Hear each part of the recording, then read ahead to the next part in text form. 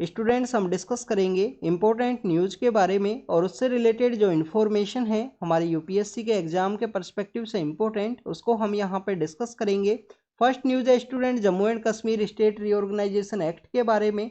आप देखिए कि Jammu and Kashmir state reorganisation act का एक अमेंडमेंट बिल है जिसको लोकसभा के अंदर में पास किया गया है, जिसका मेन मोटिव यही है कि जम्मू एंड कश्मीर का जो लेजिस्लेटिव असेंबली है उसका टोटल नंबर ऑफ सीट्स है उनको यहाँ पे इंक्रीज किया गया है। अर्लियर जो टोटल नंबर ऑफ सीट्स हैं वो 107 हुआ करती थी, जिनको इंक्रीज करके 114 है वो कर दिया गया है इस अमेंडमेंट बिल के थ्रू। स्टूडेंट्स इसी बिल के साथ में एक और बिल है जिसको पास किया गया है, जिसके अंदर रिजर्वेशन के रिगार्डिंग में डिस्कशन किया गया है। शेड्यूल्ड ट्राइब की जो सीट्स हैं उनको भी यहाँ पे इंक्रीज किया गया है। जो माइग्रेंट कम्युनिटी है जम्मू एंड कश्मीर के रीजन से, उनको यहाँ पे जो कोटा है वो प्रोवाइड किया गया है। आप देखिए एलजी के द्वारा, जो एलजी हैं जम्मू एंड कश्मीर के, उनके द्वारा 3 पर्सन्स को नॉमिनेट किया जाएगा जम्मू एंड कश्मीर की लेजिस्लेटिव असेंबली के अंदर में, जो माइग्रेंट कोटा से बिलोंग करते हैं। इन 3 पर्सन्स में 2 पर्सन्स बेसिकली जो 90s का एरा है उस समय में जम्मू एंड कश्मीर से जो माइग्रेंट किए थे उन लोगों को रिजर्वेशन दिया गया है, जिसके अंदर में एक सीट यहाँ पे वुमेन के लिए भी रिजर्व की गई है कि माइग्रेंट कम्युनिटी से एक वुमेन भी होनी चाहिए जो 90s के एरा के समय में जम्मू एंड कश्मीर से माइग्रेट करने के बाद में इंडिया के जो दूसरे पार्ट्स हैं वहाँ पे सेटल हुए थे, तो वहाँ से जो बिलोंग करने वाली जो महिला हैं उसको भी यहाँ पे नॉमिनेट किया जाएगा लेजिस्लेटिव असेंबली के अंदर में। तो आप देखिए कि 3 सीट्स के अंदर 2 सीट्स 90s के एरा के अंदर में जो मिलिटेंसी का दौर था जम्मू एंड कश्मीर के अंदर में उन लोगों को दी गई है। एक सीट यहाँ पे जो पाकिस्तान ऑक्यूपाइड कश्मीर है, कश्मीर का जो हिस्सा पाकिस्तान के द्वारा इलीगल वे में ऑक्यूपाइड किया गया है, उन लोगों को यहाँ पे प्रोवाइड की गई है जो 1947 के समय में पाकिस्तान ऑक्यूपाइड कश्मीर से इंडिया के लिए माइग्रेट किए, 1965 के समय में पाकिस्तान से इंडिया के लिए माइग्रेट किए और 1971 का जो एरा है उस समय में जो पाकिस्तान ऑक्यूपाइड कश्मीर का जो रीजन है उससे इंडिया का जो कश्मीर है उसके लिए जो माइग्रेट किए हैं उन लोगों को रिजर्वेशन कोटा है वो दिया जाएगा। तो किसी एक पर्सन को यहाँ पे नॉमिनेट किया जाएगा एलजी के द्वारा। नेक्स्ट अगर हम बात करें कश्मीर के अंदर पीस के रिगार्डिंग में, मिनिस्टर ऑफ होम अफेयर्स के द्वारा यहाँ पे डिस्कशन के अंदर में कहा गया कि 2026 तक जो जीरो टेरर का जो पॉलिसी है उसको वहाँ पे अडॉप्ट किया जाएगा। इसके अलावा आप देखें कि students winning heart and mind का एक कॉन्सेप्ट है जो आपको किसके द्वारा देखने के लिए मिलता है, इंडियन डिफेंस फोर्सेज के द्वारा देखने के लिए मिलता है कश्मीर के रीजन के अंदर में, जिसमें बेसिक फैसिलिटीज़ को वहाँ पे प्रोवाइड करना हो। जब से वहाँ पे जम्मू एंड कश्मीर को बाइफरकेट किया गया है, एज ए स्टेट के रूप से बाइफरकेट करके यूनियन टेरिटरी बनाया गया। आप देखिए कि वहाँ पे काफ़ी सारे ऐसे इनिशिएटिव्स लिए गए हैं, चाहे स्पोर्ट्स का जो कॉम्प्लेक्स है उसको इस्टेब्लिशमेंट करना हो या कश्मीर को रिनोवेट करना हो। आप देखिए कि हमारा ये जो सिविल सर्विस एग्जामिनेशन है इसके एक सेकंड रैंकर हैं अर्थर आमिर सर। अर्थर आमिर बेसिकली वहाँ पे जो श्रीनगर सिटी है उसके सीईओ के रूप में पोस्टेड है। उनके द्वारा काफ़ी सारे इनिशिएटिव्स लिए गए हैं जिससे कि वहाँ पे जो श्रीनगर का जो रीजन है उसको कम्प्लीटली रिनोवेट किया जा सके। इसके रिगार्डिंग में काफ़ी सारी ऐसी डॉक्यूमेंट्रीज भी हैं जो आपको यूट्यूब के प्लेटफॉर्म के ऊपर मिलेंगी। बाहर के जो चैनल्स हैं, इंडिया के बाहर के जो चैनल्स हैं उनके द्वारा बनाई गई हैं।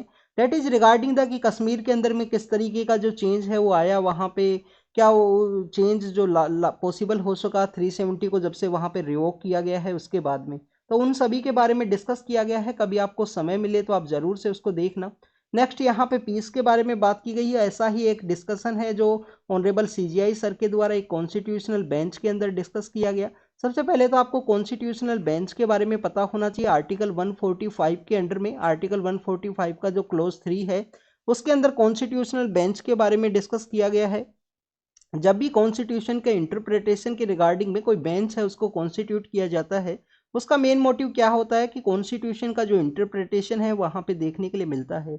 सीजीआई सर के द्वारा कहा गया कि गवर्नमेंट को ज़रूरत के समय में जो पीस है उसका स्टेबिलिटी को इंश्योर करना चाहिए, स्पेशली जो नॉर्थ ईस्ट का जो रीजन है वहाँ पे कंटिन्यूस इंसर्जेंसी है, वायलेंस है वो देखने के लिए मिला है। तो पीस को स्टेबल करने की रिगार्डिंग में गवर्नमेंट को यहाँ पे जो सजेस्ट है वो किया गया है आसाम अकॉर्ड की रिगार्डिंग में एक पेटिशन को डिस्कस करते हुए। आसाम अकॉर्ड के बारे में ऑलरेडी हमने डिस्कस किया था, जिसके अंदर सिटीजनशिप एक्ट के अंदर में 6A का जो प्रोविजन है, सेक्शन 6A सिटीजनशिप एक्ट के अंदर में इंसर्ट किया गया था, जिसका मेन मोटिव यही था कि 1966 के बाद में जो बांग्लादेश से वहाँ पे माइग्रेट किए हैं आसाम के रीजन के अंदर में 1960 से लेकर 1961 का जो कंप्लीट टेन्योर है उसके बीच में उन लोगों को यहाँ पे 10 ईयर तक जो वोटिंग का राइट है वो नहीं प्रोवाइड किया जाएगा। तो उसी के रिगार्डिंग में एक पेटिशन है जिसको चैलेंज किया गया था सुप्रीम कोर्ट के अंदर में, जिसको डिस्कस करते हुए कहा गया कि गवर्नमेंट का अगर ज़रूरत के समय में जो पीस को वहाँ पे इंश्योर करना चाहिए, पीस का जो स्टेबिलिटी है वो करना चाहिए। नेक्स्ट अगर हम बात करें स्टूडेंट दिल्ली जल बोर्ड के बारे में है, तो दिल्ली के जो सीएम है उनके द्वारा कैग का ऑडिट की रिगार्डिंग में इसको रिकमेंड किया गया है। तो सबसे पहले तो आपको दिल्ली जल बोर्ड के बारे में पता होना चाहिए, ये आपका यहाँ पे होमवर्क है। होमवर्क क्या है? होमवर्क आपका ये है कि बेसिकली आर्टिकल 12 आपने रीड किया होगा। फंडामेंटल राइट को जब भी आप रीड करते हो, आर्टिकल 12 को हम यहाँ पे रीड करते हैं। What is article 12? Article 12 is all about the state, कि व्हाट इज स्टेट, स्टेट क्या है, क्या यहाँ पे सेंट्रल गवर्नमेंट ओनली स्टेट है, क्या स्टेट का गवर्नमेंट स्टेट का पार्ट है या नहीं है। तो कंप्लीटली स्टेट का जो डेफिनेशन है वो दिया गया है वहाँ पे। आप देखिए कि गवर्नमेंट के साथ में वर्क करने वाली जो एजेंसी हैं उनको भी स्टेट का पार्ट है, हम मानते हैं इसके अंदर में, आर्टिकल 12 के अंदर में। तो आपको यहाँ पे ये पता होना चाहिए कि दिल्ली जल बोर्ड जो है, दिल्ली जल बोर्ड जो है वो बेसिकली स्टेट का पार्ट है या नहीं है, उसके बारे में आपको यहाँ पे पता होना चाहिए। स्टूडेंट्स काफ़ी बार इस तरीके के जो क्वेश्चन है वो पूछ लिए जाते हैं। ये क्वेश्चन काफ़ी कॉमन है बीसीसीआई के रिगार्डिंग में, क्या बीसीसीआई यहाँ पे स्टेट का पार्ट है या नहीं है, दिल्ली जल बोर्ड यहाँ पे स्टेट का पार्ट है या नहीं है। ऐसे क्वेश्चन आपसे काफ़ी बार पूछ लिए जाएंगे, क्योंकि सेंट्रल गवर्नमेंट, स्टेट गवर्नमेंट, इन सभी के बारे में तो हमें पता है कि वो स्टेट का पार्ट है। तो आर्टिकल 12 के अंदर में जाके आप इसको रीड करना कि दिल्ली जल बोर्ड है या नहीं है। नेक्स्ट अगर हम बात करें कैग के ऑडिट के बारे में, तो कैग के बारे में आपको पता होना चाहिए कि आर्टिकल 148 के अंडर में कैग का जो ऑफिस है उसको इस्टेब्लिश किया गया है, जिसका मेन मोटिव क्या है कि यहाँ पे कंटिन्यूस गवर्नमेंट के द्वारा जो भी वर्क किया गया है उसका ऑडिट प्रोसेस इनके द्वारा किया जाता है। पर कैग का भी एक ड्रॉबैक आपको देखने के लिए मिलता है कि कैग के द्वारा पोस्टमार्टम जो रिपोर्ट्स है उनका ऑडिट किया जाता है। ऑलरेडी यहाँ पे इनके द्वारा जो एडवाइस है वो नहीं किया जा सकता गवर्नमेंट को कि आपके द्वारा यहाँ पे जो इन्वेस्टमेंट है करना है या नहीं करना है, उसके रिगार्डिंग में इनके द्वारा पोस्टमार्टम के रूप में जो गवर्नमेंट के द्वारा एक्सपेंडिचर किया गया उसका जो ऑडिट है वो किया जाता है किसके द्वारा? कैग के द्वारा। आर्टिकल 148 कॉन्स्टिट्यूशनल बॉडी है, फ्रेंड फिलोसफर एंड गाइड के रूप में हम देखते हैं इनको। पब्लिक अकाउंट कमेटी के जो फ्रेंड फिलोसफर एंड गाइड हैं उनके रूप में हम इनको देखते हैं कैग को। तो ये इनको बेसिक इन्फॉर्मेशन है, उसके बारे में पता होना चाहिए। क्या एज का लिमिटेशन क्या है, क्या 65 और 6 ईयर का कॉन्सेप्ट है इनकी रिगार्डिंग में, उसके बारे में आप कमेंट सेक्शन के अंदर में बताना कैग के रिगार्डिंग में। नेक्स्ट अगर हम बात करें डियर पार्क के बारे में है, डियर पार्क कहाँ है? सदर्न दिल्ली के अंदर सिचुएटेड है स्टूडेंट्स। तो डियर पार्क के रिगार्डिंग में वहाँ के दिल्ली का हाई कोर्ट के द्वारा कहा गया है कि बेसिकली 50 डियर्स को आप मेंटेन करके रखिए और डियर पार्क के अंदर में, बाकी जो डियर्स है उनको आप यहाँ पे दूसरे एरियाज के अंदर में माइग्रेट कर सकते हो। आप देखें कि दिल्ली के अंदर में ये जो डियर पार्क है वो बेसिकली सेंट्रल जू अथॉरिटी के अंडर में इसको मिनी जू है उसके रूप में डिक्लेयर किया गया था। सेंट्रल जू अथॉरिटी है इंडिया के अंदर में, सेंट्रल जू अथॉरिटी के अंडर में इसको मिनी जू है उसके रूप में डिक्लेयर किया गया। लेटर फेज में आप देखिए कि मई और जून का जो मंथ है 2023 के अंदर में सेंट्रल जू अथॉरिटी के द्वारा इसको मिनी जू का जो स्टेटस है वो रिजेक्ट कर दिया गया कि ये मिनी जू नहीं है, तो यहाँ पे हम डियर्स को नहीं रख सकते। अब सेंट्रल जू अथॉरिटी क्या है उसके बारे में आपको पता होना चाहिए, कौन से एक्ट के थ्रू उसको स्टेब्लिश किया गया, क्योंकि इन्वायरमेंट के अंदर में काफ़ी बार ऐसे क्वेश्चंस पूछ लिए जाएंगे, आपसे लिख दिया जाएगा कि ये कोई ऑर्गेनाइजेशन है, इसको कौन से एक्ट के थ्रू स्टेब्लिश किया गया, क्योंकि इन्वायरमेंट के काफ़ी सारे एक्ट हैं। तो सेंट्रल जू अथॉरिटी के बारे में आपको पता होना चाहिए कि 1992 के समय इसको स्टेब्लिश किया गया था। और हमारा जो वाइल्ड लाइफ प्रोटेक्शन एक्ट है, वाइल्ड लाइफ प्रोटेक्शन एक्ट है जो 1972 का, उसी को अमेंड करते हुए 1992 के समय इसको इस्टेब्लिश किया गया। इसके अंदर हमारे जो minister of environment and forest and climate change के जो मिनिस्टर हैं, इसके अलावा जो 10 मेंबर्स हैं वो इसके मेंबर्स होते हैं सेंट्रल जू अथॉरिटी के, जिनके द्वारा जहाँ पे जू के मेंटेन के रिगार्डिंग में जो डिसीजन है वो लिए जाते हैं। तो सेंट्रल जू अथॉरिटी का डिसीजन था कि मिनी जू का जो स्टेटस है वो यहाँ पे रिजेक्ट किया जाए, किसका? यहाँ पे डियर पार्क का। डियर पार्क के जो डियर्स हैं उसके रिगार्डिंग में हाई कोर्ट का डिसीजन आया है कि 50 डियर्स आप मिनिमम वहाँ पे मेंटेन रखिए, क्योंकि एक टूरिज्म का हॉट स्पॉट है दिल्ली के अंदर में, काफ़ी सारे लोग हैं वो वहाँ पे देखने के लिए जाते हैं डियर्स को। आप देखें कि इसी डियर पार्क के पास में एक हौज खास का जो टैंक है वो सिचुएटेड है। हौज खास का एक, हौज खास बेसिकली वाटर के रिगार्डिंग में एक वर्ड है जो बेसिकली यूज किया जाता है। हौज खास का एक, खास मीन्स द रॉयल प्लेस, तो हौज मीन्स द वाटर के रिगार्डिंग में एक वर्ड है जो यूज किया जाता है। हौज खास का क्या है? Water tank. अगर कभी आप वहाँ पे विजिट किए हो तो ये वाटर टैंक कौन से ऐसे रूलर हैं जिनके द्वारा बनाया गया है, इसके बारे में अगर हम डिस्कस करें तो आप देखिए अलाउद्दीन खिलजी हुआ करते थे। दिल्ली सल्तनत के अंदर में 5 ऐसी डायनेस्टी हैं जिन्होंने रूल किया है। तो फर्स्ट डायनेस्टी आपको स्लेव डायनेस्टी देखने के लिए मिलती है। 1206 के अंदर में जो मोहम्मद गोरी है उनका डेथ होता है धमियक के पास में। खोकर नाम का जो ट्राइब है उनके द्वारा उनको मार दिया जाता है। धमियक के पास एक रीजन है पंजाब के अंदर में। उसके बाद में उनके जो स्लेव्स हैं वो पावर के अंदर में आते हैं, जिसमें कुतुबुद्दीन ऐबक हैं। कुतुबुद्दीन ऐबक के बाद में देखिए कि उनके भी एक स्लेव है इल्तुतमिश, और उनके दामाद भी हुआ करते थे, वो पावर के अंदर में आएंगे। फिर आपको रजिया सुल्तान है, और फिर एक पावरफुल रूलर है बलबन आपको देखने के लिए मिलते हैं। तो वो स्लेव डायनेस्टी है।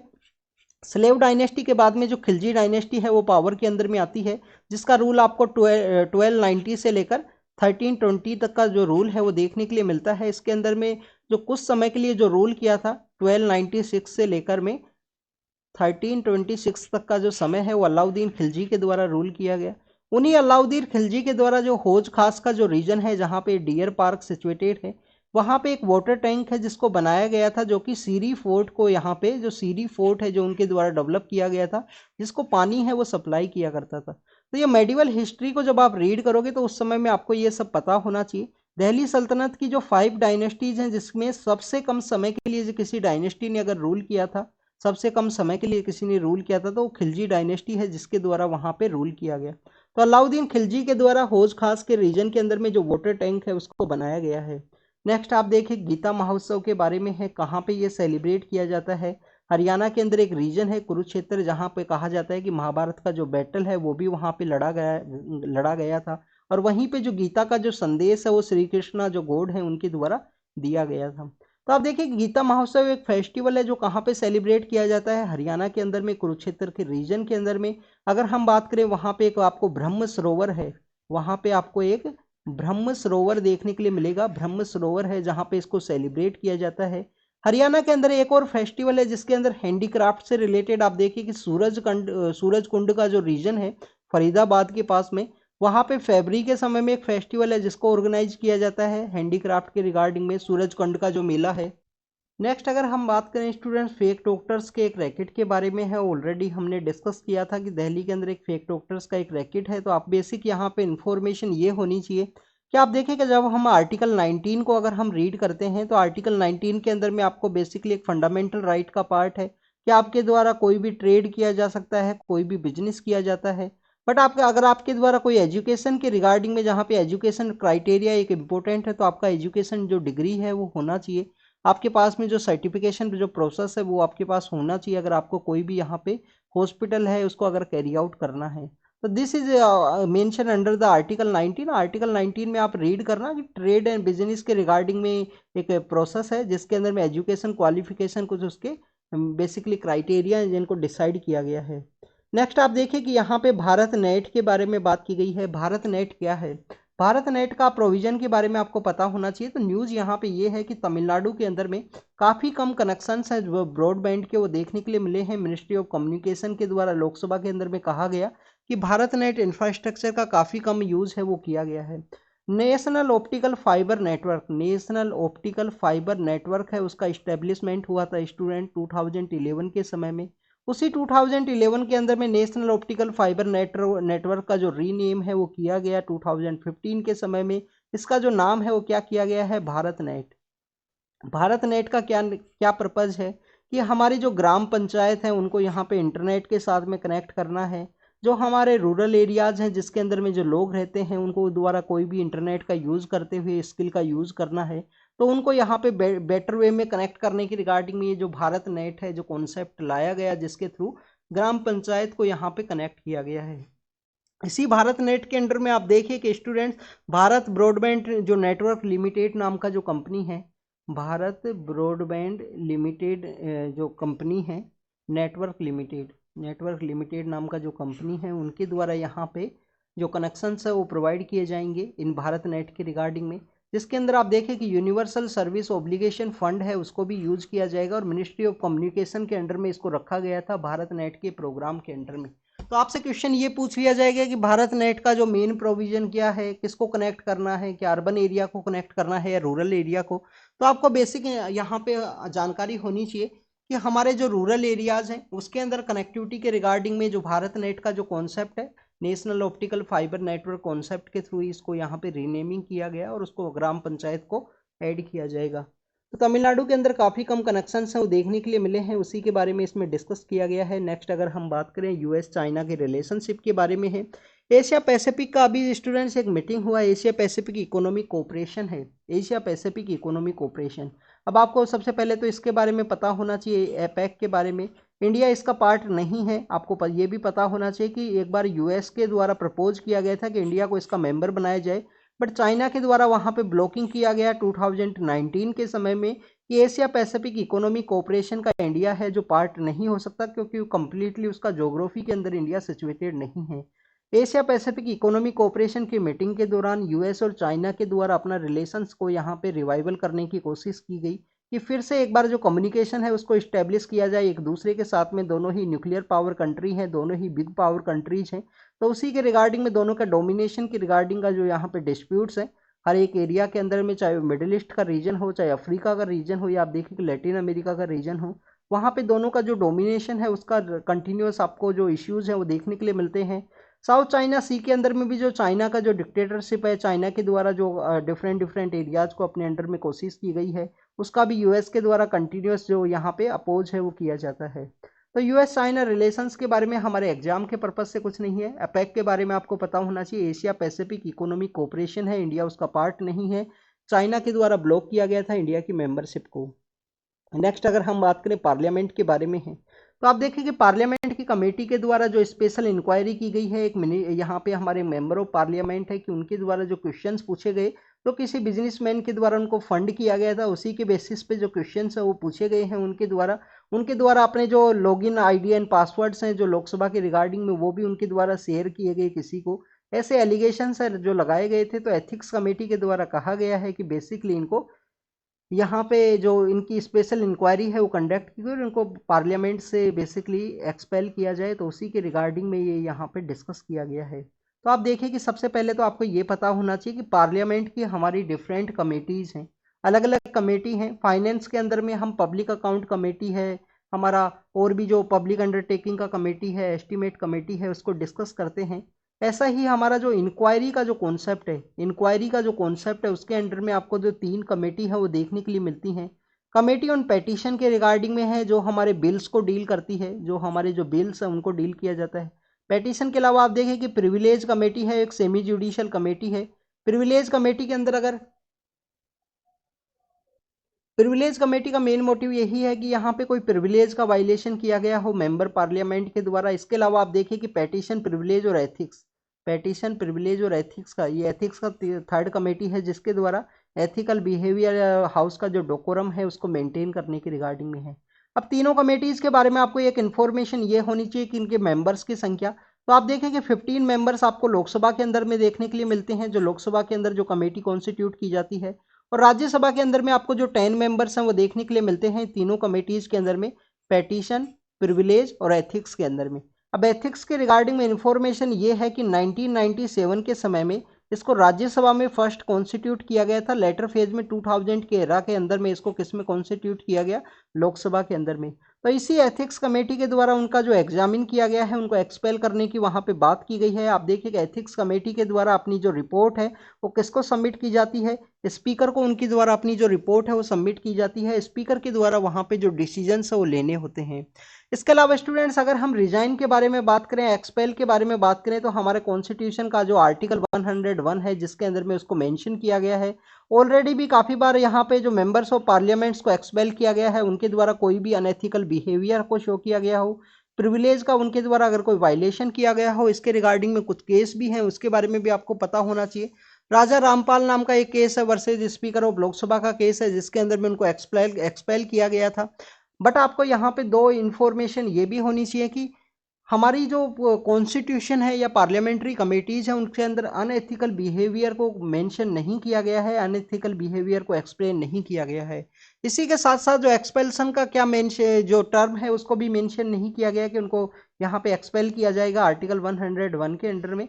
तो this is all the information related to the parliamentary committee, petition, privilege and ethics, जो इंक्वायरी का कमेटी है जिसके अंदर एक्सपेल करने की बात की गई है कि उनके द्वारा अपना जो कुछ हाउस का जो डोकोरम मेंटेन रखने के रिगार्डिंग की जो बातें हैं, या आप देखिए कि जो 10 हमारे यहाँ पे मेंबर ऑफ पार्लियामेंट्स है जिनको ऑलरेडी कैश फॉर क्यूरी का जो कॉन्सेप्ट है जिसके थ्रू उनको एक्सपेल किया गया था, जिनके द्वारा पैसे लेके क्वेश्चंस है वो पूछे गए थे पार्लियामेंट के अंदर में।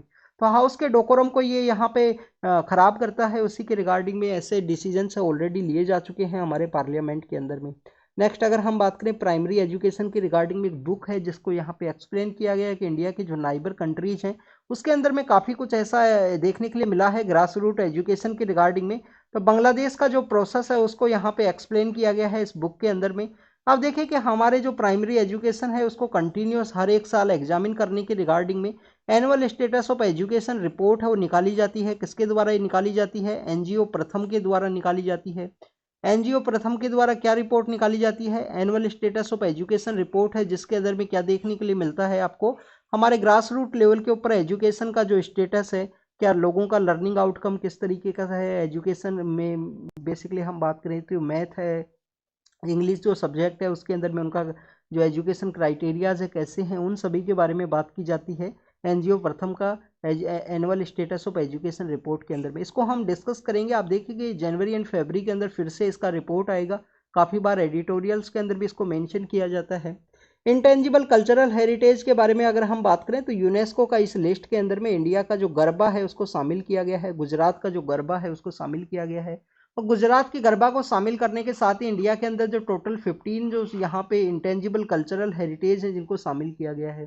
तो आप देखिए कि इंडिया से जो 15 है वो कौन कौन सी हैं। सबसे पहले तो आपको इसके बारे में भी पता होना चाहिए। एक बार इंटेंजिबल कल्चरल हेरिटेज के बारे में डिस्कस करते हैं तो ये कन्वेंशन 2003 के समय में आया था यूनेस्को के द्वारा, जिसका मेन मोटिव यही था कि इंटेंजिबल जो कल्चरल हेरिटेज है उसको सेफगार्ड करना है। उसको सेफगार्ड करने के बाद रिगार्डिंग में ये प्रिंसिपल है जो एग्जिस्टेंस में आया 2003 के अंदर में। आप देखें कि इंडिया से टोटल 15 थिंग्स है जिनको इंटेंजिबल कल्चरल हेरिटेज की लिस्ट के अंदर में शामिल किया गया है। अगर रिसेंटली अगर हम बात करें तो 15 नंबर पे गरबा है। गरबा से पहले जो दुर्गा पूजा का जो कॉन्सेप्ट है हमारे बंगाल के रीजन के अंदर में उसको भी शामिल किया गया था। इसके अलावा स्टूडेंट्स अगर हम बात करें इंडिया से जिन जिन चीज़ों को शामिल किया गया है तो वो आप देखिए कि वैदिक चैंटिंग का जो कॉन्सेप्ट है, वैदिक चैंटिंग हमारे यहाँ से वैदिक चैंटिंग का जो कॉन्सेप्ट है उसको शामिल किया गया। इसके अलावा आप देखिए कि नॉर्दर्न इंडिया के अंदर में आपको रामलीला देखने के लिए मिलती है, रामलीला को यहाँ पे शामिल किया गया। कुडियट्टम एक संस्कृत थिएटर है जो केरल के अंदर में आपको देखने के लिए मिलता है, कुडियट्टम है, कुडियट्टम को शामिल किया गया। कुडियट्टम के अलावा आप देखिए कि गढ़वाल हिमालयाज के अंदर में रम्मन जो आपको देखने के लिए मिलता है, रम्मन आपको देखने के लिए मिलेगा। भूटिया नाम का जो ट्राइब है उनके द्वारा किया जाता है इसको। तो रम्मन का जो फेस्टिवल है उसको भी यहाँ पे शामिल किया गया है। मूडियट्टू है जो कि बेसिकली एक डांस और थिएटर का एक कॉन्सेप्ट है, मूडियट्टू, मूडियट्टू है, उसको भी यहाँ पे शामिल किया गया है। मूडियट्टू के अलावा अगर हम बात करें कालबेलिया है, कालबेलिया कहाँ पे किया जाता है परफॉर्म? कालबेलिया राजस्थान के अंदर में परफॉर्म किया जाता है। जो सरपेंट एक कम्युनिटी है, कालबेलिया ही एक कम्युनिटी है जिनके द्वारा किया जाता है इस डांस को। काफ़ी बार मूवीज के अंदर भी दिखाया जाता है कालबेलिया डांस। इसके अलावा आप देखिए कि छाऊ डांस जो आपको हमारा ईस्टर्न पार्ट ऑफ इंडिया है जिसमें आसाम है, उड़ीसा है और वेस्ट बंगाल का रीजन है, ये भी काफ़ी अलग अलग टाइप का जो छाऊ डांस है वो आपको देखने के लिए मिलता है। छाऊ डांस किस तरीके का देखने के लिए मिलेगा? आप देखिए कि एक मयूरभंज नाम की जगह है उड़ीसा के अंदर में। तो मयूरभंज टाइप का जो छाऊ डांस है वो डिफरेंट है। हर एक छाऊ डांस का जो स्कूल है या जो टाइप है वो आपको डिफरेंट है, वो देखने के लिए मिलेगा। छाऊ डांस के अलावा अगर हम बात करें जो बुद्धिस्ट का जो चैंटिंग किया जाता है लद्दाख के रीजन के अंदर में, जो बुद्धिस्ट मोनेस्ट्रीज हैं उनके अंदर में, तो आपको बुद्धिस्ट जो चैंटिंग है, वैदिक चैंटिंग एक प्रोसेस अलग से है, बुद्धिस्ट चैंटिंग है वो अलग से है। तो बुद्धिस्ट चैंटिंग है उसको भी यहाँ पे शामिल किया गया है इंटेंजिबल कल्चरल हेरिटेज के अंदर में। तो आप देखिए कि टोटल 8 हो चुकी हैं। 8 के अलावा आप देखिए कि हमारा मणिपुर का जो रीजन है वहाँ पे संकीर्तना, मणिपुर का जो रीजन है वहाँ पे आपको संकीर्तना है वो देखने के लिए मिलता है। संकीर्तना प्रोसेस के अलावा अगर हम बात करें जो कॉपर और ब्रास का जो यहाँ पे यूटेंसिल है, जो बर्तन है जो यूज किए जाते हैं पंजाब के रीजन के अंदर में, तो उसको भी यहाँ पे शामिल किया गया। कॉपर और जो ब्रास के, कॉपर और जो ब्रास के क्या यूज किए जाते हैं स्टूडेंट्स, जो यूटेंसिल है, जो बर्तन यूज किए जाते हैं, उसको भी यहाँ पे शामिल किया गया है यूनेस्को के कल्चरल हेरिटेज के अंदर में, इंटेंजिबल कल्चरल हेरिटेज के अंदर में। योगा है, नवरोज है और कुंभ मेला है। योगा, नवरोज और कुंभ मेला। योगा का जो कॉन्सेप्ट है आप देखिए कि 21 जून को हम योगा डे के रूप में भी सेलिब्रेट करते हैं। नवरोज है, योगा, नवरोज और कुंभ मेला है जिनको यहाँ पे शामिल किया गया। अब आप देखिए कि नवरोज के बारे में जब भी हम डिस्कस करते हैं, अभी हमने स्लेव डायनेस्टी के बारे में रीड किया था, तो बलबन नाम के जो रूलर हैं, बलबन नाम के जो पर्सन है, उनके द्वारा नवरोज को सेलिब्रेट किया गया था। नवरोज को फर्स्ट टाइम सेलिब्रेट किया गया था, पारसी न्यू ईयर को। कुंभ मेला है, उसके अलावा दुर्गा पूजा है, और दुर्गा पूजा के अलावा आप देखिए कि जो गरबा है उसको भी यहाँ पे शामिल किया गया इंटेंजिबल कल्चरल हेरिटेज के अंदर में। Next is regarding the Myanmar के बारे में है। म्यांमार के अंदर फेडरल डेमोक्रेसी का रिटर्न के बारे में बात की गई है। आप देखिए कि वहाँ की जो जनता है, वहाँ के जो पर्सन्स के द्वारा उस जनता के ऊपर अटैक किया गया, कंटिन्यूस इस अटैक को देखते हुए वहाँ पे फेडरल डेमोक्रेसी के रिटर्न के बारे में जो बात है, डिस्कस है, उसको किया गया है। नेक्स्ट अगर हम बात करें स्टूडेंट्स, यहाँ पे एनएचआरसी की एडवाइजरी है, जो चाइल्ड अब्यूज़ है उसके जो कंटेंट है उसको रिमूव करने के बारे में। तो एनएचआरसी के बारे में ऑलरेडी हमने कल डिस्कस किया था कि 1993 में जो पेरिस का जो कन्वेंशन है, पेरिस प्रिंसिपल के थ्रू उसको इस्टेब्लिश किया गया। इसकी जो सिलेक्शन कमेटी है उसके कौन कौन मेंबर हैं उसके बारे में भी हमने डिस्कस किया था। तो ये आपको पता होना चाहिए। कंटिन्यूस इसी तरीके से जो बॉडीज़ हैं वो कंटिन्यूस मेंशन की जाती है न्यूज़पेपर के अंदर भी। यूनिसेफ जो कि चिल्ड्रंस का एक एजुकेशन के रिगार्डिंग में एक फंड है, उसके द्वारा कहा गया कि सेक्सुअल वायलेंस है वो देखने के लिए मिला है हमास के उस अटैक के अंदर में। 7 अक्टूबर का जो दिन था, वुमेन्स को वहाँ पे टारगेट किया गया। ऐसा ही यहाँ पे देखिए कि एमनेस्टी इंटरनेशनल के द्वारा कहा गया है कि ईरान के अंदर जो प्रोटेस्टर्स हैं उनका यहाँ पे कंटिन्यूस असोल्ट्स है उनको कंटिन्यूस किया गया है। स्टूडेंट, जब भी यहाँ पे वुमेन्स के अगेंस्ट में जिस तरीके का वायलेंस है वो देखने के लिए मिलता है, स्पेशली आप देखें कि वॉर का रीजन है, प्रोटेस्ट का जो रीजन है, उसी के रिगार्डिंग में आप देखें कि 2018 के समय में 2018 के समय में जो नोबल पीस प्राइज दिया गया था, नोबल पीस प्राइज जो दिया गया था, दो पर्सन है, नादिया मुराद है। नादिया मुराद कौन है? जो बेसिकली एक आईसिस का जो कन्फ्लिक्टेड एरिया है वहाँ से वो लोग निकल के आए थे बाहर। नादिया मुराद और डेनिस मुकवाजी हैं, उन दोनों को यहाँ पे जो पीस प्राइज़ है वो दिया गया था। पीस प्राइज़ का मेन मोटिव यही था कि वायलेंस के समय में, वॉर का जो सिचुएशन है उस समय महिलाओं को किस तरीके से टारगेट किया जाता है, सेक्सुअली असोल्ट करना हो या जो भी डिफरेंट टाइप से उनको जिस तरीके से टारगेट किया जाता है, उसके रिगार्डिंग में, उनके वर्क के रिगार्डिंग में उनको नोबल पीस प्राइज़ है वो दिया गया था। नाडिया मुराद और डेनिस मकवाजी नाम के दो पर्सन्स हैं उनको। नेक्स्ट अगर हम बात करें, यूएस के द्वारा स्वीडन के साथ में डिफेंस कोऑपरेशन है उसको साइन किया गया है। ताइवान के प्रोटेस्ट के रिगार्डिंग में है, वहाँ पे चाइना के इन्फ्लुएंस को प्रोब करने के बारे में बात की गई है। बीबीसी एक चैनल है जो कहाँ से है, ब्रिटेन से बिलोंग करता है। अब देखिए कि अगर हम फेमस टीवी चैनल्स के बारे में बात करें तो आपको यूएस के अंदर देखने के लिए मिलता है CNN नाम का एक कॉन्सेप्ट है। CNN के अलावा अगर हम बात करें मिडिल ईस्ट का जो रीजन है, कतर का जो रीजन है, वहाँ से अल जजीरा आपको देखने के लिए मिलता है। अल जजीरा के अलावा आप देखिए कि बीबीसी का एक कॉन्सेप्ट है जो कहाँ पे आपको देखने के लिए मिलेगा। इसके अलावा RT नाम का एक चैनल है जो आपको रशिया से रिलेटेड है। बट आप यहाँ पे एक चीज़ को नोटिस करना है कि इंडिया से कोई भी एक ग्लोबल लेवल का जो टीवी चैनल है वो प्रेजेंट समय में नहीं है। हमारे यहाँ पे जर्नलिज्म के टू मच जर्नलिस्ट आपको देखने के लिए मिलेंगे। डेमो हमारे जो जर्नलिज्म के कॉन्सेप्ट के अंदर में लोगों का इन्वॉल्वमेंट काफ़ी ज़्यादा है। इसके अलावा भी फिर भी हमारा ग्लोबल लेवल के ऊपर में कोई भी ऐसा टीवी चैनल है वो नहीं है। गाजा स्ट्रिप के बारे में है। गाजा स्ट्रिप के अंदर सिविलियंस को जो यहाँ पे प्रॉब्लम हुई है, जिस तरीके से इजराइल के द्वारा अटैक किया गया सदर्न पार्ट के अंदर में, तो जो उनको एड का जो सप्लाई करना था वो भी यहाँ पे होल्ड कर दिया गया है। आप देखिए कि हैवी जो कैजुअलिटीज़ हैं वो देखने के लिए मिली हैं। तो this is all the information related to the today's newspaper. आप इसको रीड एंड रिवाइज कीजिए बार बार, जो भी इन्फॉर्मेशन आपको मिली है उसको आपको रीड एंड रिवाइज करना है। तो thank you students, thank you very much.